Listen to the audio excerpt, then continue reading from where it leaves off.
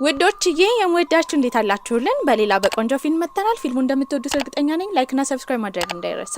ለፍታችኋል ይገባችኋል የምትሉ ብቻ ደግሞ ቪዲዮቻችንን በቪፒኤን ማየት ትችላላችሁ። ወደ ቪዲዮ ፊልማችን ሲጀምር ቺኒያንን እናያታለን። በጣም ጎበዝ ጸሐፊ ስትሆን ከዛ ባሻገር ብዙ አድናቂዎች ነበሯት። ነገር ግን በጣም የምትቸገረው የፍቅር ገጸ ባህሪ ያላቸው መጽሐፎችን መጻፍ ነበረ። በብዕር ስሟ ቺዛይ ሲሆን ስሟ 24 ዓመት ቢሆናትም ስለ ፍቅር ምንም አታውቅም ነበር። መጀመሪያ የጻፈችው መጽሐፏ መጨረሻ ላይ ዋና ገጸ ባህሪው እንደሚሞት የሚያሳይ መጽሐፍ ስለሆነ አስተላለቁን የጠሉ ብዙ አድናቂዎቿ መጽሐፏን እየሰደቡባት ነበር። አለቆቿ ጋር እንኳን ስታወራ ስለ መጽሐፏ መጥፎ ነገር እየተናገሩ ነበር። በዚህም ከማናጀሯ ጋር በምታወራበት ጊዜ ማናጀሯ ስትነግራት የነበረው አሁን የጻፈችው መጽሐፍ አስተላለቁ ደስ የማይል ስለሆነ በቅርቡ ደግሞ ለውድድር የሚሆን መጽሐፍ ማቅረብ ስላለባት የምታቀርበው መጽሐፍ የፍቅር ይዘት ያለው መሆን እንዳለበት ነበር ስትነግራት የነበረው። ቺኒያን ስለዚህ ነገር ምንም ሙቀት የላትም። ለጊዜው የሰራችውንም ስዕሎች ብታሳያት ማናጀሯ አልወደደችውም ነበር። በዚህም ፍቅር ላይ ያዘወተረ ነገር እንድትጽፍ በማስጠንቀቅ ወደ ውጭ አስወጥታት ነበር። ውጭ ቁጭ ብላ ስዕሏን እየሳለች በነበረበት ጊዜ ቆንጅዬ ውሻ ወደሷ ነበር የመጣው። ውሻውን እንዳየችው ወዲያው ወዳው ነበር። በዚህም ያላትን ምግብ እያቀመሰችው ውሻው ደግሞ ወደ አንድ ቦታ እየመራት ስለነበረ ባለቤቱን ለማግኘት አብረው ተከትላ ትሄዳለች። ያኔ ነበር በጣም ቆንጅዬውን ኮስታራውን የውሻው ባለቤት በጣም ቆንጅዬና ኮስታራ ነበር። በውበቱ ፈዛ በነበረበት ጊዜ ውሻውንም ለመውሰድ ልጁ ወደሷ በሚጠጋበት ሰዓት ታዲያ ያኔ ውሻው የተንቀዠቀዠ ቢራቢሮ በሚያሯሩጥበት ጊዜ ልጁ እሷ ላይ ይወድቃል። በላያቸው ላይ ውሻው በሚዘልበት ጊዜ ደግሞ እሱን ስለተጫነው ስሟት ነበር። በተፈጠረው ነገር በጣም ተደናግጣለች። ይሄ ነገር እሷ ላይ የተፈጠረው ለመጀመሪያ ጊዜ ነበር። በዚህም እየተሯሯጠች ሄደች ወደ መስሪያ ቤት ነበር። የተፈጠረውን ነገርም ወዲያው ትስላው ጀመረ። ታዲያ ፍቅር ይዘት ያለው መጽሐፍ ለመጻፍ ይሄ ጅማሮ እንደሆነ ተረድታለች። ማናጀሯም ይህንን ስትመለከት በጣም ደስ ብሏት ነበረ። ከየት እንዳመጣችው ይህን ሀሳብ ስትጠይቃትም እሷ ላይ ያጋጠማት እንደሆነ ተናግራለች። በመቀጠልም ወደ ቤት ትሄዳለች። ታዲያ ልጁን ቀርባ በደንብ ከሱ ጋር እያሳለፈች ይህን መጽሐፏን ለመጨረስ ትልቅ ፍላጎት ስላላት ብቻ እንዴት ላገኘው ብላ ተጨናንቃ ነበር። በዚህም በጠፋው ውሻ አማካኝነት አፋልጎኝ ስለተለጠፈ እሱን ለማግኘት እየሞከረች ነው። በቀጣይ ቀንም እሱ ይኖርበታል የተባለውን ቦታ ማግኘት ችላለች። ይህም ዩኒቨርሲቲ ውስጥ የአርኪቴክቸር መምህር እንደሆነና ታዋቂ ፕሮፌሰር እንደሆነ ከዛ ባሻገርም የራሱ ድርጅት እንዳለው የሚያሳዩ ጥቆማዎች ነበር የደረሳት። ወዲያው እሱን ለማግኘት ወደ ዩኒቨርሲቲው ትገባለች። ቁጭ በምትልበትም ጊዜ እሱ ችግር እንዳለበት ያለበትም የተማሪዎችን ስም እንደማያስታውስ ለማስታወስ በጣም ጊዜ እንደሚፈጀው ታዲያ እንደዚህ አይነት ነገር ላይ ትኩረት የማያደርግ በጣም ኮስታራ መምህር እንደሆነ እየተናገራት ነበር። እሱም ኮስተር ብሎ ወደ ክፍል ይገባል። ከማስተማሩ በፊት ሁሉንም ስማቸውን መጥራት ችሎ ነበር። ከዛ ባሻገርም ሲነገራት የነበረው እሱ ሁሌ የሚይዘው አንድ ሳጥን እንዳለ ያንን ሳጥን ማንም ተማሪ ከፍቶት እንደማያውቅ ነገር ግን ያንን ሳጥን የከፈተ ሰው ካለ ምኞቱን እንደሚያሳካለት መምህሩ ከዚህ በፊት ተናግሮ እንደነበረ እሷ እንድትሞክረው ነበር አጠገቧ የተቀመጠችው ልጅ እድል የሰጠቻት። በዚህ ግን በቀላሉ ሳጥኑን መክፈት ይችላል ነበር። ይሄንን የተመለከተው ፕሮፌሰር ጂያንሺን ወደ ቢሮ እንድትመጣ ነበር ይጠየቃት። ታዲያ አሁን ሳጥኑን በመክፈቷ ምን ማድረግ እንደምትፈልግ ይጠይቃታል። እሷም ከመጠየቅ ይልቅ ግን ብዙውን ጊዜ ከሱ ጋር ማሳለፍ እንደምትፈልግ ነበር የተናገረችው። በዚህ ሰዓት አድናቂ ናት ብሎ እንኳን አላሰበም ነበር። ለስራ እንደፈለገችው በማሰብም ከዚህ በኋላ የእሱ ተላላኪ መሆን እንደምትችል ነበር የነገራት። መታወቂያውንም ያዘጋጅላታል። ይህ አጋጣሚ ለእሷ በጣም ጥሩ ነበር። አጠገቡ እየሆነች እሱን እየሳለችው መጽሐፏን ለመቀጠልና እሱን ደግሞ የመጽሐፏ ዋና ገጸ ባህሪ ለማድረግ ነበር ያሰበችው። እሱን የሳለችውንም ስዕል ተመልክቶ በጣም ተገርሞ ነበር። ነገር ግን ጸሐፊ እንደሆነች አልነገረችውም። በመቀጠልም ሲነግራት የነበረው ለሳምንት ብቻ የእሱ ተላላኪ ሆና እንደምትቆይ ነበር። ስራዋንም ሀብላ ትጀምራለች። ነገር ግን ለምን ለሳምንት እንደሆነ ስትጠይቀው እሱ ሲነግራት የነበረው የሰዎችን ስም ማስታወስ እንደማይችል በሳምንት ውስጥ የሳምንቱ መጨረሻ ላይ የእሷን ስም ማስታወስ ከቻለ ትልቅ ቦታ እንደሰጣት እንድትረዳና ከዛ ባሻገር መቆየትም እንደምትችል ነበር ነገራት። በዚህ መሃል በመካከላቸው መቀራረብ ተፈጥሮ ነበር። ተማሪዎችም እሱን በጣም ስለሚወዱት በድብቅ እየሄዱ ፎቶ ያነሱት ነበር። አንዲት ተማሪ ፎቶ ስታነሳው እጅ ከፍንጅ በሱ ተላላኪ አማካኝነት ተይዛ ነበር። ታዲያ ያንን ፎቶ ለማየትም ጂያንሺ ይመጣል። ፎቶንም እያየ በነበረበት ጊዜ የተመለከተው የቺኒያንን ፎቶ ነበር። ታዲያ ስምሽን አላስታውስም ብሎ ሲጎርር የነበረው ልጅ ፎቶ ላይ ያለችው ሴት ማን እንደሆነች ሲጠየቅ ቀደም ብሎ ቺኒያን እንደሆነች ተናግሮ ነበር። ስሟን ማስታወሱ ለሱም ግርም ተፈጥሮበታል። የሱ ተላላኪ ሆና መስራት ከጀመረች ጊዜ ጀምሮ ለ7 ቀናት ስሜን እንዲያስታውስ ብላ በማሰብ ብቻ ከቲሸርቷ ጀምሮ ስሟን ትጽፍ ነበር። ከዛ ባሻገር የሚያስጠናበት ጠረጴዛ ስር ሆና ስሟን ይዛ ትቀመጣለች። የሚበላው ምግብ ላይ በካቻፕ ስሟን ትጽፍ ነበር። ይሄን ሁሉ የምታደርገው ስሟን እንዳይረሳው ነው። በዚህ ሁኔታ ውስጥ ግን ፍቅርን ማዳበር ነበረባት። ግድ ከሱ ጋር የፍቅር ግንኙነት እንዲኖራትና መጽሐፏን እንድትጽፍ በዝናባማ ቀን ወደሱ ከሄደች በኋላ የነገረችው ካየችው ከመጀመሪያ ቀን ጀምሮ በጣም እንደወደደችው ነበር። ፕሮፌሰር ጂያንግሺ ግን ለእንደዚህ አይነት ነገር ቦታ አይሰጥም ነበር። እሱ ማተኮር የሚፈልገው ስራ ላይ እንደሆነ ነበር የነገራት። እውነት ብትወደው ደግሞ እንዲህ በቀላሉ ፍቅሯን ለመናገር ይከብዳታል ብሎ አስበው ነበር። መስሪያ ቤትም በነበረችበት ጊዜ ከሱ ጋር እያወሩ የሱ አያት ነበር የመጡት። ሁለቱ ተቀራርበው ባዩበት ጊዜ ፍቅረኛሞች ይሆናሉ ብለው ነበር አያትየው የገመቱት። በዚህም እሷ እዛ ትምህርት ቤት ትማራለች ብለው ግን አያትየው በማሰብ ትምህርቷ ላይና ዩኒቨርሲቲ ላይ ትኩረት እንድትሰጥ ነበር ሲነግሯት የነበረው። እሷም እየሮጠች ሄዳ መታወቂያን ታመጣለች። እድሜዋም 24 እንደሆነ ማሳየት ችላ ነበር። ነገር ግን እዛ የኮከብ ስሟ ቶረስ እንደሆነ የተመለከቱት አያትየው ጂያንግሺ ደግሞ ካፕሪኮርን ስለሆነ ሁለቱ ግጣሞች ናቸው ብለው የሚያስቡት በኮከብ የሚያምኑት አያትየው ሁለቱ አንድ ላይ እንዲሆኑ ሀሳብ ማምጣት ፈልገው ነበር። ነገር ግን ጂያንግሺ ለፍቅር አመለካከት እንደሌለው ስለተረዱ ብቻ ከዚህ በኋላ ሴትን ለማግኘት ብላይንድ ዴት ወይም እራት መውጣት እንዳለበት አያትየው ይናገራሉ። በዚህ ነገር መስማማት አልፈለገም። ታዲያ ጂያንግሺ አያትየው ፍቅረኛ ካለው እንደሚተውስ ስለተናገረ ወዲያው ቺኒያንን ፍቅረኛዬ ነች ይላል። ያኔ አያትየው ፍቅረኛው ከሆነች ስሟ ማን እንደሆነ ነበር የጠየቁት። ምክንያቱም እሱ ስም የማስታወስ ችግር አለበት። ቀደም ብሎ ግን ቺኒያን እንደሆነች ይናገራል። እሷም ስሟን እንዳስታወሰ ስትሰማ በጣም ደስ ብሏት ነበረ። በደስታም አያትየው ተሰናብተዋቸው ነበር የወጡት። ታዲያ ስራዋንም ለማናጀሯ በምታሳይበት ጊዜ የጻፈችው መጽሐፍ የፍቅርን ይዘት የያዘ ሳይሆን ጂያንግሺ የሚባለውን ዋና ገጸ ባህሪ ሴቷ ገጸ ባህሪ እየተከታተለችውና ቁም ስቅል እያሳየችው እንደሆነ የሚያሳይ እንደሆነ፣ በዚህም እዚህ ላይ ፍቅር ይዘት ያለው ነገር መጨመር እንዳለባት ነበር የነገረቻት። በጣም አዝናም ወደ ቤት ነበር የሄደችው። ቤት ውስጥ አብሯት የተከራየ አንድ ልጅ ነበረ። በትርፍ ጊዜው ቤቷን እያስተካከለ ይረዳት ነበረ። ልክ እንደሷ ልጁም ጸሐፊ ነበረ። የሚጽፈው የአኒሜሽን ስዕሎችን ይዘት የያዘ ነው። በዚህም እሷ እስካሁን የጻፈችውን በማሳየት ምን ማድረግ እንዳለባት ትጠይቋለች። እሱም ሲነግራት የነበረው ዋና ገጸ ባህሪው ጋር ከተቀራረበች እሱን የሚያማልል ልብስ ለብሳ ሄዳ ከሱ ጋር የፍቅር ግንኙነት መጀመር እንዳለባት። ታዲያ ፍቅር ምን እንደሆነ በሚገባት ጊዜ ስራውን ለመስራት እንደማይከብዳት ነበር ሲነግራት የነበረው። በዚህም ተበረታታ በቀጣይ ቀን ቆንጆ ቀሚስ ለብሳ ትሄዳለች። ፕሮፌሰር ጂያንግሺ ግን ዞር ብሎ እንኳን ሊመለከታትና ትኩረት ሊሰጣት አልፈለገም። ያንኑ ቀን ግን የተናደደበት ምክንያት እሷ ጸሐፊ እንደሆነች ስላወቀ ነበረ። በዚህም እውነቱ ስለታወቀባት የጥፋተኝነት ስሜት ይሰማታል። መታወቂያ እንዲሁም የተለያዩ እሱን ተላላኪ ሆነ የሰራችበትን ፍላሽ እንዳለ አስቀምጣ ወጥታ ነበረ። ይህንን ሲያይ እሱም ደብሮታል።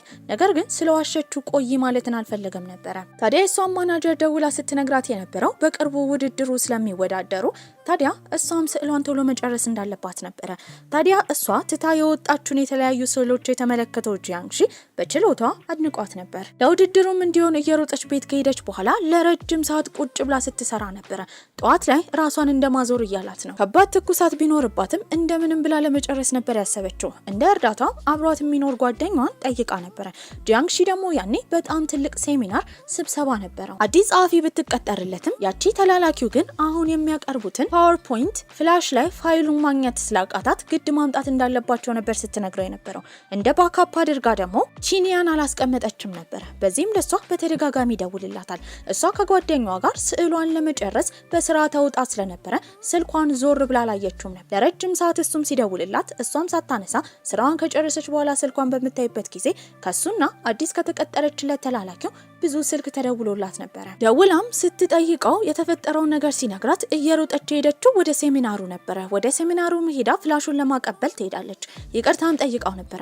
ነገር ግን ልክ ፍላሹን እንደሰጠችው ሙሉ ሌሊቱን ስላልተኛች ብቻ እዛው ራሷን ያዞራትና ራሷን ትስታለች። ፕሮግራሙ ለውድድሩ ስራዋን ለማቅረብ 3 ሰዓታት ብቻ ነበር የቀሯት። በዚህም ራሷን ከሳተችበት ስትነቃ በጣም ደንግጣ ነበረ። ታዲያ ወደዚህ ሆስፒታል የሚያመጣት ጂያንግሺ እንደሆነ እሱ ለመጀመሪያ ጊዜ እንዲህ ሲደናገጥና ያለውን ትልቅ ሴሚናር ለሷ ብሎ ሲተው እንዳየች ተላላኪዋ እየተናገረች ነበረ። ከረዳት ሰዓት ጀምሮ ግን ለሱ ያላት አመለካከት በጣም እየተቀየረ ነው። ወደ ባቡር ጣቢያው ለመሳፈር በሄደችበትም ጊዜ ፖስተር ተለጥፎ ታያለች። ታዲያ ፖስተሩ ላይ አሁን ልቧ እየመታ ስለሆነ ልብ መምታት የፍቅር ምልክት እንደሆነ የሚያሳይ ጽሑፍ አንብባ ነበረ። በጣም ትደነግጣለች። ታዲያ ድጋሚ ለሱ ስሜቷን ለመናገር በማሰብም ባስ ውስጥ ከገቡ በኋላ እንደምትወደው ከዚህ በኋላ አብረው ጊዜ ማሳለፍ እንደምትፈልግና እንደምትወደው ደግሞ ልታሳየው እንደምትፈልግ ነበር የተናገረችው። እሱ ግን አሁንም የተናገረው ስራ መስራት እንዳለበትና እንደዚህ አይነት ነገር ላይ ትኩረት እንደማያደርግ ነበር። ይሄንን ያለችበት ምክንያት ስራዋንም ይበልጥ ከሱ ጋር መስራት ስለምትፈልግና የሱን ባህሪ በደንብ እየተመለከተች መጽሐፏ ላይ ለመጻፍ ስለምትፈልግ ነበር።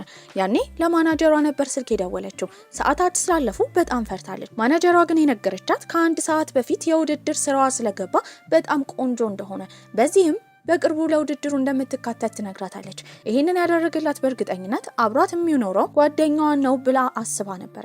በመቀጠልም ማናጀሯ ጋር ትሄዳለች። ከሷ ጋርም ቁጭ ብላ ስታወራ መጽሐፏን ከዚህ በላይ መቀጠል እንደማትችል ጃንግሺ ከዚህ በኋላ አብራው እንድትሰራ ፍቃድ እንዳልሰጣት ነበር ስትናገር የነበረው። እንደ ድንገት ሆኖ ግን እጇን ኪሷ ውስጥ በምትከትበት ጊዜ የተመለከተችው የሱን ቢዝነስ ካርድ ነበር። ታዲያ ባስ ውስጥ ስልኳ በወደቀበት ጊዜ ቢዝነስ ካርዱን አንድ ላይ አድርጎ ኪሷ ውስጥ ከቶላት ነበር። በዚህም የተረዳችው አብረው እንዲሰሩ እድል እንደሰጣት ነበር። ትጨፍር ጀመረ። በቀጣይ ቀን ወደ ቤቱ ነበር ሄደችው። ታዲያ ቤቱም ተላላኪ ሆና ለመቀጠር ተዘጋጅታ ነበር። የሱ የቀድሞ ሰራተኛም ምን ማድረግ እንዳለባት እንደሌለባት ያስረዳት ጀመረ። እሱ ስራ ላይ በሚሆንበት ጊዜ በማንኛውም ሰዓት መረበሽ እንደማትችል፣ እዛ ክፍል ውስጥ የማይገባ አንድ ክፍል እንዳለ፣ በዚህም እዛ ክፍል ውስጥ እንዳትገባ፣ እንዳጋጣሚ ሆኖ ከባድ ችግር ተፈጥሮ እዚህ ቤት ብታድር እንኳን ከሚሰጣት ክፍል ውጪ እንዲሁም ከእንግዳ ማረፊያው መውጣት እንደማትችል ነበር የተነገራት። ታዲያ ከዛ ቀን ጀምሮ እዛ ቤት ስትሰራ በደንብ በትኩረት ትመለከተው ነበር። እያንዳንዱን ነገር በስዕል መልኩ ታስቀምጣለች። በመቀጠልም እሷ የሄደችው አብሯት የሚኖረው ኪጃንግ ጋር ነበር። ስዕል መሳል ላይ በጣም ጎበዝ ስለሆነ መቀጠል እንዳለበት ትነግረዋለች። እሱ ግን በዚህ አይነት ነገር እርግጠኛ እንደሆነ፣ እሱ ግን በዚህ አቅሙ እርግጠኛ እንዳልሆነ፣ ድሮ ከወንድሙ ጋር በሚኖርበት ጊዜ ለወንድሙ ይሄንን ስራ መስራት ትፈልጋለሁ ሲለው ሲቃረነው እንደነበረ፣ ከዛ ጊዜ ጀምሮ የራስ መተማመን እንደሌለው ነበረ ሲነግራት የነበረው። በሷ ፋንታ ግን ለሷ ማናጀር የላከላት ስዕል በጣም ቆንጆ ስለሆነ ግድ ውድድሩ ላይ እሱን መግባት እንዳለበት ነበር ስትነግረው የነበረው። በቀጣይ ቀንም ወደ ስራዋ ትሄዳለች። ውሻው ጋር በጣም ተግባብታ ሁሌ ታጫውታው ነበረ። ታዲያ ግን አይምሯ ላይ ሁሌ ጥያቄ የሚፈጠርባት አትግቢ የተባለችው ክፍል ውስጥ ምን ሊኖር እንደሚችል ነበረ። ታዲያ ያኔ እንደ ድንገት ቁልፉ ተሰጥቷት ስለነበረ ከዛ ክፍል ስልክ በሚጮህበት ሰዓት ወደ ውስጥ ነበር የገባችው። በዚህም እሱ እቃ ረስቶ በተመለሰበት ጊዜ እዛ ሲያያት በጣም ይናደዳል። ከዚህ በኋላ እንደማትሰራ ተናግሮ ጃንግሺ አባሯት ነበረ። ልቧም ይሰበራል። ከኪጃንግ ጋርም አንድ ላይ ሆና ለአዲሱ መጽሐፏ ስም መስጠት ነበረባት። በዚህም እንደ ስም የሰጠችው ንጹህ ውበት ብላ ነበረ። በዚህም አሁን ከዚህ በኋላ ጂያንግ ማግኘት ስለማትችል አዲስ መጽሐፏን ለመቀጠል ደግሞ የሱ ባህሪ ስለሚያስፈልጋት ለረጅም ሰዓት ቁጭ ብላ ልክ እንደሱ ኮስታራ የሆነ ልጅ ያለበት ገጸ ባህሪ ጌምን ቁጭ ብላ ስትጫወት ነበረ። ቀኑን ሙሉ ስትጫወት ስለነበረ በቀጣይ ጊዜ ጂያንግሺ ሲደውልላትና ለስራ ነይ ሲላት ትክክለኛውን ዓለምና ጌሙን ዓለም መለየት ከብዷት ነበረ። ታዲያ እዚህ የመጣችበት ምክንያት ድጋሚ ለመቀጠር እንደሆነ ከዛ ባሻገርም የፈለገውን ቅጣት ሊቀጣት እንደሚችል እየነገረች ነበረ። ወደ ራሷም የተመለሰችው ጌም ውስጥ እንዳልሆነ ስታስተውል ነበረ። ያኔ ጃንግሺ ራሱን ይስታል። በዚህም ከባድ ትኩሳት ይዞት ነበረ። ከዛ ቀን ጀምሮ ትንከባከበዋለች። ተሳስታ መድኃኒቶቹን ነበረ እንቅልፉን ሲተኛ ይጣለችው። ያኔ ይነቃ ጀመረ። መድኃኒቶቹን ስታያቸው ግን አንዱ የእንቅልፍ መድኃኒት፣ አንዱ ደግሞ የጭንቀት ነበረ። ቀስ ብላ ስልክ ሲደወልላትም እሱ ተኝቷል ብላ በማሰብ ለማውራት ልትወጣ ስትል ከኋላ ነበር የመጣው። ከወንድ ጋር እያወራች ነው ብሎ በመናደድ ስልኩን ይቀማታል። በቀጣይ ቀን አንድ ላይ ፕሮግራም እንዳላቸው እዛም እንደሚሄዱ፣ ታዲያ ግን አርፍዳ እንዳትመጣ ዛሬ ቤት ውስጥ እንድታድር ነበረ ሲነግራት የነበረው። እሷም እዛ በምታድርበት ጊዜ ስታስብ የነበረው ስለሚውጣው መድኃኒት ነበረ። በቀጣይ ቀንም ፕሮግራሙ ላይ እሱ መምራት ነበረበት፣ ንግግርም ያደርጋል። ታዲያ ግን መድኃኒቱ ተለዋውጦበት የዋጠው የእንቅልፍ መድኃኒት ነበረ። እንቅልፍ እያለው ነው። በዚህም እሷ እንደ አሻንጉሊት ለብሳ እዛ ሰዎችን እንድታዝናና ቢያደርጋትም ሳይዋረድ ይዛው ወጥታ ነበረ። ታዲያ እግሯ ላይ ማስተኝታ ትንሽ ረፍት ትሰጠዋለች። እሱም እንቅልፍ እንዳይወስደው ግን ታሪክ እንድትነግረው ነበር ሲጠይቃት የነበረው። ለምን ጸሐፊ መሆን እንደፈለገች፣ ህልሟን፣ እቅዷን እያንዳንዱን ትነግረዋለች። ቤትም ከሄዱ በኋላ እሱ የሚወስደው የእንቅልፍ መድኃኒት ምን የጎንዮሽ ጉዳት እንዳለው ያነበበች ነበረ። ጭንቀትን ጨምሮ ከዛ ባሻገር ደግሞ በእንቅልፍ ልብ መራመድን እንደሚያመጣ ተረድታ ነበር። ኪጃንግም ከዚህ ቀደም የተጣላው ወንድሙን ለማግኘት ነበር ሄደው። የሚገርመው ነገር የሱ ወንድም ጂያንግሺ ነበር። ታዲያ ሁለት ወንድማማቾች ይጨቃጨቃሉ። ኪጃንግ ሲናገር የነበረው ድርጅት ውስጥ እንዲሰራ ቀበላ እንዳገኘ፣ በዚህም አንዳንድ ነገሮችን ከቤት መውሰድ እንዳለበት ነበር ሲናገር የነበረው። ጂያንግሺ ግን ከሱ ጋር እንዲሰራ ነበር የሚፈልገው። በዚህም ኪጃንግ አሁን የተቀጠረበት ድርጅት ውስጥ ስኬታማ ከሆነ እንደሚተው፣ ካልሆነ ግን እሱ ጋር መጥቶ እንደሚሰራ ነበር ጂያንግሺ ሲያስጠነቅቀው የነበረው። ቤትም ጂያንግሺ በሚገባበት ጊዜ ሶፋ ላይ ቺንያን ተኝታ ነበር። በዚህም አዝኖናት ወደ አልጋው ያስተኛታል። ሌሊት ላይ ስትገላበት ግን አጠገቧ የተኛው ጂያንግሺ ነበር። ከዛ ባሻገርም አቅፏት ነበር። ለሰዓታት ህልሙላ መስሏታል። ነገር ግን የተረዳችው እሱ በእንቅልፍ ልቡ መራመድ እንደጀመረ ነበር። ከዛ ቀን ጀምሮ እሱ በእንቅልፍ ልቡ ሲራመድ ሌሊቱን ሙሉ አትተኛም። እንዳይጎዳ ብላ ከስር ከስሩ ትከተለው ነበር። አንድ ቀን ላይ ዘሎ ፑል ውስጥ ሲገባ ራሱ እሷ ነበረች አዳነችው። እሱ በእንቅልፍ ልቡ ሲሆን ግን በጣም ጥሩ አጋጣሚ ነበር። ቁጭ በል ስትለው ቁጭ ይላል፣ ተነሳ ስትለው ይነሳ ነበር። እቀፈኝ ስትለው ያቅፋታል። ምንም አይነት ነገር ያደርጋል። በዚህም ተረጋግቶ ስለሚቀመጥና ስለማይኮሳተር እሱን ለመሳል ቀላል ሆኖላት መጽሐፏን በደንብ እየሰራች ነበር። በቀጣይ ቀን ጂያንግሺም የሰማው ወንድሙ ኪጃንግ የተቀጠረበት ድርጅት አጭበርባሪ ስለሆነ ኪጃንግ ራሱ እንደከሰረ ነበር። በዚህም ቃሉን እንዳያፈርስና ከሱ ጋር እንዲሰራ ነበር በቀጣይ ቀን ሲያስጠነቅቀው የነበረው። ቺንያንም አሁን እየጻፈች ያለችው መጽሐፍ ከተለቀቀ ጊዜ ጀምሮ በጣም ታዋቂ እየሆነ ስለሆነ አንደኛ ደረጃን እንደያዘ በማየት ተደስታ የደወለችለት ለኪጃንግ ነበር። ኪጃንግ ያኔ ከጂያንግሺ ጋር ነበር። በዚህም እሱ ቆሞ ስልክ ሲያወራ የተመለከተው ታላቅ ወንድሙ ጂያንግሺ ከኪጃንግ ስልኩን ይቀበለውና ሌላ ቀን እንደሚያወራት ተናግሮ ስልኩን ይዘጋባታል። እሷ ግን ቺንያን እንደሆነ ጂያንግሺ አላወቀም ነበር።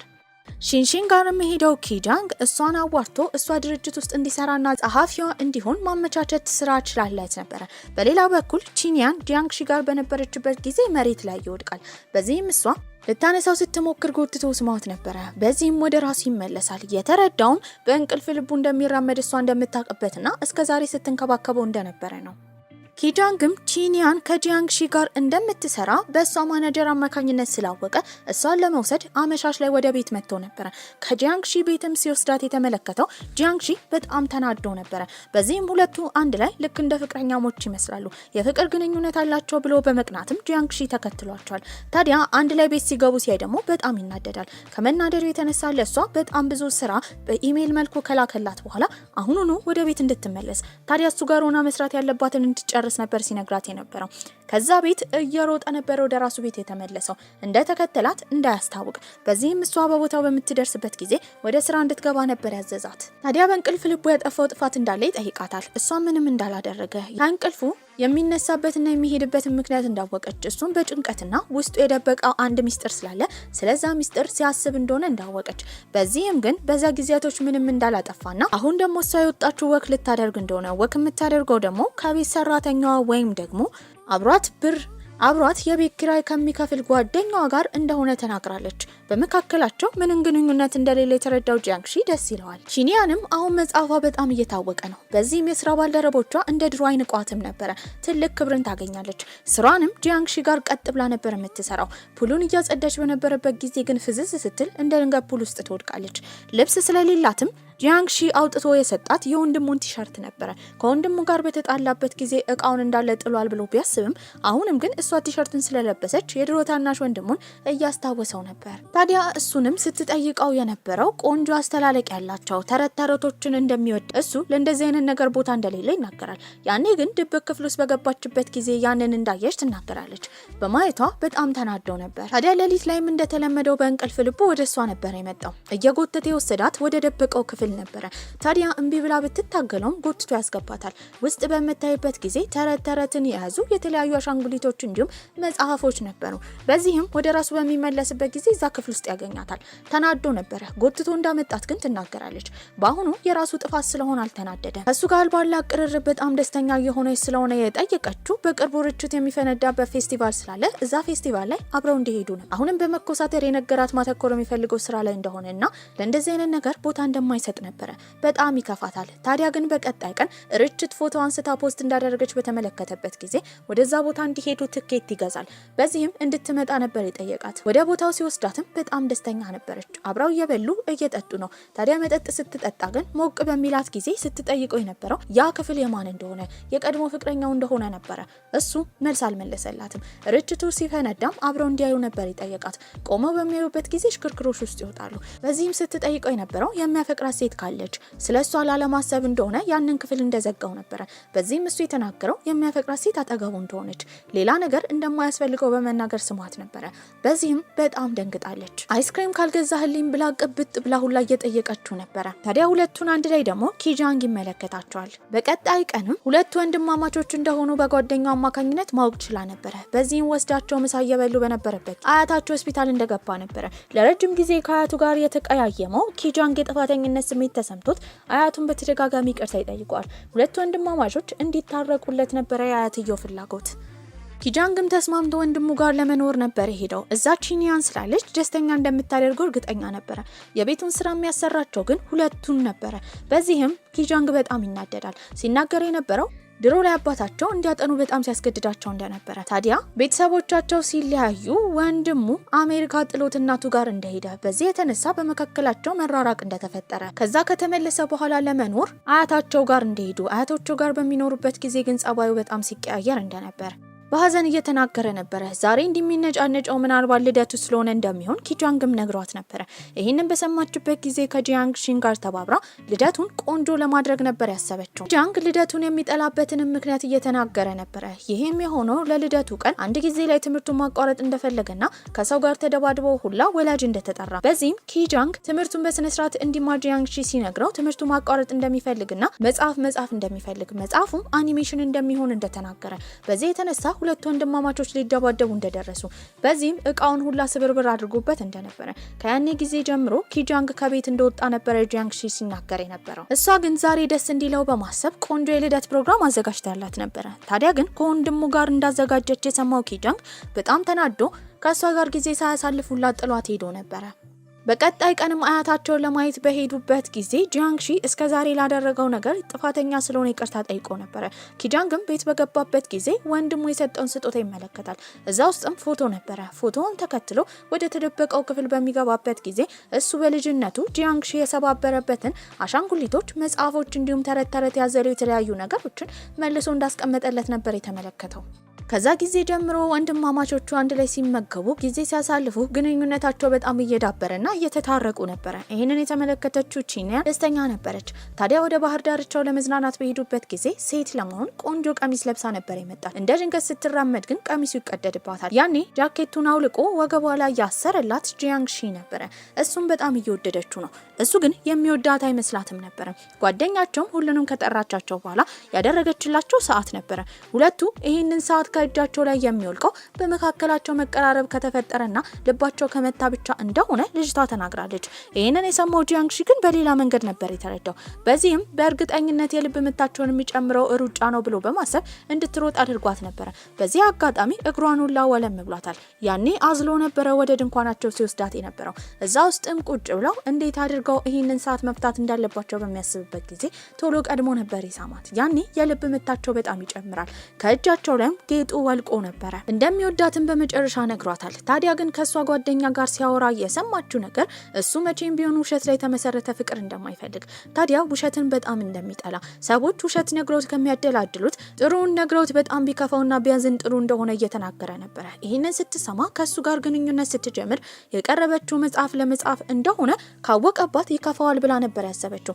በዚህም ይህንን ነገር ለሱ ለመናገር ታስባለች። ወደ ቤትም ጉዟቸውን ጨርሰው በተመለሱበት ጊዜ አሁን መጽሐፏ መገባደጃ ላይ ስለደረሰ የፊርማ ጊዜ የምታሳልፈበት ሰዓት ስለሆነ ከዚህ በኋላ ከጂያንግ ሺን ጋር እንደማትገናኝ ስታስብ በጣም ከፍቷት ነበረ። ወደ ቤቱም ቀጥታ ትሄዳለች። ሻንጣዋንም ከሰበሰበች በኋላ ስትናገር የነበረው ለመጀመሪያ ጊዜ እሱን የቀረበችው መጽሐፍ ለመጻፍ ካላት ፍላጎት እንደሆነ፣ ታዲያ ዋና ገጸ ባህሪ ያደረገችው እሱን እንደሆነ፣ በዚህም ቀርባ እያንዳንዱ ነገሩን እየተለማመደች በስዕል መልኩ እንደምታስቀምጥ፣ ታዲያ ግን ከሰዓታት በኋላ በጣም እንደወደደች፣ ያም ሆኖ ግን መጀመሪያ ስለዋሸችው የጥፋተኝነት ስሜት ስለሚሰማት አሁን ሁሉን ነገር ነገር አምና ከቤት ልትወጣ እንደሆነ ነበር የተናገረው። ታዲያ በዚህም ሻንጣዋን ይዛ በምትሄድበት ጊዜ ጎትቶ ወደ ቤት ነበር የመለሳት።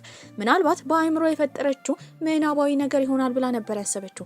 እሱ ግን በጣም እንደሚወዳትና ከመጀመሪያው ጸሐፊ እንደሆነች እንዳወቀ ለመጨረሻ ጊዜም ይቅርታ እንዳደረገላት ነበር የነገራት። ይሄንን ስትሰማ በጣም ደስ ይላታል። ሁለቱን አንድ ላይ ደግሞ ኪጃንግ ተመልክቷቸው ነበር። ወደ አልጋቸውም አንድ ላይ በሚሄዱበት ጊዜ በጣም እንደራባት ትናገራለች። ለመብላትም ወደ ውጭ ይወጣሉ። እሱም ከዚህ በኋላ አብረው ዴት እንዲያደርጉና የፍቅር ጊዜ እንዲያሳልፉ ነበር የጠየቃት። ይሄን ቃል ለረጅም ጊዜ ስትጠብቀው ስለነበረ በጣም ደስ ይላታል። በቀጣይ ቀን ግን ህይወቷ ላይ ከባድ ነገር ነበር የተፈጠረው። ሃይስኩል በነበረችበት ጊዜ አብራ ተባብራ የሰራቻት አንዲት ልጅ መጽሐፉን ሰርቃ የኔ ነው ብላ ዋሽታ ነበር። በዚህም የተነሳ ቺኒያንን ብዙ ሰዎች እየሰደቧት እየተናገሯት ነበር። እውነታውን የሚያሳዩ የሃይስኩል ነገሮችን እንኳን ብታወጣ ነገሩ ይበልጡ ስብስብ ይሆናል። በዚህ በጣም አዝና በነበረበት ጊዜ አብሯት የነበረው ጂያንግ ሺን ነበር። በማንኛውም ጊዜ ላይ አብሯት ለመሆን ይሞክራል። ሲከፋት እሱ እያቀፈ ነበር የሚያረጋጋት። ከዛ ባሻገርም በአህጉር ደረጃ ለመወዳደር መጽሐፉን ያዘጋጀችው ቺኒያን ከሚያወዳድራት ሰውዬ ጋር ተገናኝታ እንደ ድንገት ውሃ ይደፋል። ያኔ ስሟን ሁላ አጥፍቶባት ነበር። አካውንቷ ሁላ ጠፍቷል። አሁን የእሷ እንደሆነ የሚያሳይ ምንም አይነት ነገር የለም። ሰዓሊዋ እሷ እስከሆነች ድረስ ግን የብዕር ስሟን እየቀየረች የተለያዩ ነገሮች ማድረግ እንደምትችል ሀሳብ ከመጣላት ጊዜ ጀምሮ የራሷን ስዕል አድርጋ ስሟን ቀይራ በደንብ ትሰራ ጀመረ። ታዲያ አሁንም ይሄ ስሟ በጣም ቫይራል እየወጣ ነው። ያቺ የሰረቀቻት ጓደኛዋ ደግሞ ስኬታማ መሆን እንደማትችል እያሰበች በጣም አዝና ራሷን መጠጥ ውስጥ ደብቃ ነበር። ጓደኛዋ ጋርም በመሄድ ሄዳ አዋርዳት ነበረ። ታዲያ ሁለቱ አንድ ላይ እንደሆኑ ካየ ጊዜ ጀምሮ ኪጃንግ በጣም ተናዶ ነበረ። የመሳል ብቃቱንም በጣም እያጣ እንደሆነ የተረዳችው ቺኒያን ከዚህ በኋላ ሁለቱ መራራቅ እንዳለባቸው፣ በዚህም እሱ ለብቻው ጠንካራ መሆን እንዳለበትና ከዚህ በኋላ እሷ ተላላኪ ሆኖ እንደማይሰራ ነበር የነገረችው። ጂያንሺንም አንድ ቀን ላይ የወሰዳት ወደ ሆቴል ነበረ። ሆቴሉ በጣም የሚያምርና የተንጣለለ ነው። ለብቻዋም አተኩራ ስዕሏን እንድትስል የሚያደርግ ክፍል አዘጋጅቶላት ነበረ። ከሱ ጋር ስትሆን በጣም ደስተኛ ነች። ታዲያ በቀጣይ ቀንም አዲሱ ስራዋን ለማቅረብ ስብሰባ ነበራት። ነገር ግን ወዲያው አሁንም ስሟን የሚያጠፋ የተለያዩ ዜና ይዘገብ ጀመረ። ይሄ አቶ ጂ የምትለው ዋና ገጸ ባህሪ በምናባ ፈጥራ እንደሆነ፣ ፍቅረኛዋ እንዳልሆነ፣ ውሸት እንደሆነ ይወራባት ጀመረ። በዚህም በጣም ታዝናለች። አሁንም ግን አጠገቧ የነበረው እሱ ነበረ። በዚህም ስዕል መሳል፣ መጻፍ ምን ያህል ቦታ የምትሰጠው ነገር እንደሆነ፣ እዚህ ደረጃ ላይ ለመድረስ ምን ያህል እንደለፋች ከልጅነቷ ጊዜ ጀምሮ ያወጣችውን ውጣ ውረድ እያንዳንዱ ነገር እየነገረችው ነበረ። እሱም ሲያስታውስ የነበረው ከዚህ ቀደም እግሯ ላይ ተኝቶ እንቅልፍ እንዳይወስደኝ ታሪክ ንገሪኝ ሲላት ራሱ ስለ ራሷ ታሪክ የተናገረችው ነበረ። በቀጣይ ቀንም የፊርማ ፕሮግራሟ ነበረ። አዲሱ መጽሐፏ ላይ ለአድናቂዎቿ ተፈርማለች። በዚህም ግን በጣም ተጨንቃለች። መድረክ ላይ ከወጣች ጊዜ ጀምሮ ሁሉም አድናቂዎቿ እሷን እያዩ ያ ፍቅረኛዬ ነው ያለችው ዋና ገጸ ባህሪ የታል ብለው እያሰቡ ነበረ። አንዷ ልጅም ማይክ አውጥታ ጥያቄ በምትጠይቃት ጊዜ ልጁ የት እንዳለ፣ ፕሮፌሰር ጂ የት እንደሆነ፣ በዚህም እሱን አግኝተው ማድነቅና ማናገር እንደሚፈልጉ ነበር ሲያሳውቃት ነበር። በእርግጠኝነት እንደማይመጣ በማሰብ አዝና በነበረበት ጊዜ ግን ጂያንግ ሺን ይመጣል። ልክ እንደመጣ ስሙን ሳያስተዋውቅ እሱ እንደሆነ ያወቁት ሴቶች ፎቶ እያነሱ በጣም ደስተኛ ሆኖ ነበር። ታዲያ አጠገቧ ሆኖ ፍቅረኛዋም እንደሆነ ተናግሮ ብዙ አድናቂዎችን እንድታተርፍና እውነቷን እንደሆነ እንዲታወቅላት አድርጎ ነበረ። እሱም ወደ ቤት ከወሰዳት በኋላ ሲነግራት የነበረው አብሯት መሆን የሚፈልገው ለዝም ብሎ ሳይሆን ለዘላለም እንደሆነ አሳውቋት ነበረ። የሷ መጽሐፍ ቫይራል ከወጣ ጊዜ ጀምሮ በወንዶች ትከበባለች። ብዙ አድናቂዎችም ነበሯት። ይህንን የሚያዩ ጂያንግ ሺን ግን በጣም እየቀና ነበረ።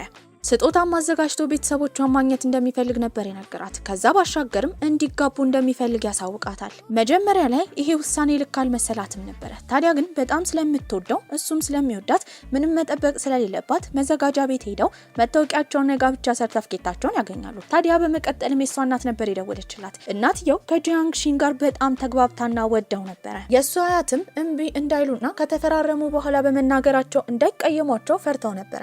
አያትየው ግን አልተቀየሙ። በቀጣይ ጊዜም ስራዋ በጣም ቫይራል እየወጣ ስለሆነ የስራ ባልደረቦቿ አድንቀዋት ሁለተኛ መጽሐፏ መች እንደሚሆን እየጠየቋት ነበረ። እነሱን ለመጋባት ከወሰኑ በኋላ ያገኘችውን ደብዳቤ በምታነብበት ጊዜ ከመጀመሪያ ካያት ቀን ጀምሮ እንደወደዳትና ሊያገባት እንደሚፈልግ የሚያሳይ ጽሑፍ ታያለች።